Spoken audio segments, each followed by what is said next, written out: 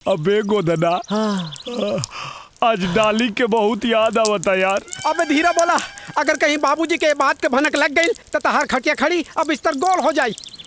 अबे चुप कर, जब बोली तब कुछ उल्टे बोली।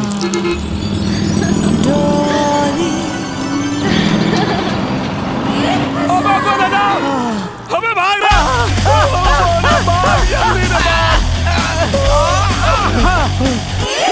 लेकिन हमने भागत काहे बानी? अरे भाई डॉली वहाँ आ गई यार। का डॉली? देखो भाई मजाक मत कर यार। अरे यार मजाक नहीं की कर, जोन बॉस गई ना, मैं अब अपना आँख से निकली। अरे गजब हो गई, अब का हो यार। हे भगवान।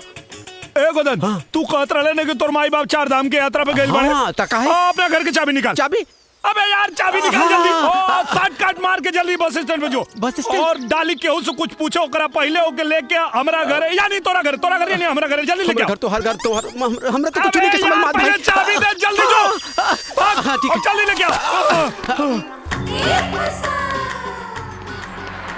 रुको।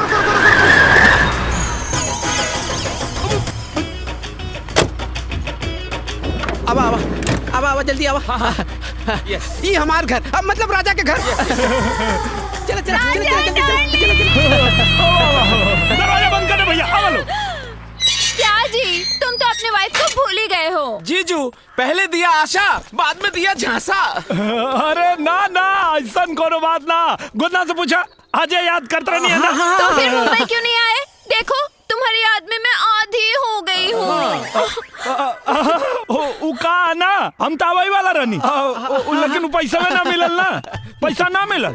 अच्छा जबले TDS सर्टिफिकेट ना मिली और उका कल जाला रे पेन कार्ड, वो दोनों मिली तब पैसा मिली। और जैसे पैसा मिले हम मुंबई आ जाए। हाँ तू लोग चलो लोग। जीजू, तब तक हम लोग भी यहाँ रहकर इंतजार करते हैं। यस। अब अरे ना ये गांव देहात है ना, तो यहाँ बहुत धूल माटी उड़ेला। हाँ तो तू लोग यहाँ ना रहे पैबा लोग। अब पैसा मिली तो हम लेके आ जाए। ना तू लोग यहाँ रह के क्या कर बालो? तू लोग जा। सही बात। चलो मुंबई वापस चला। चल ले जीजू,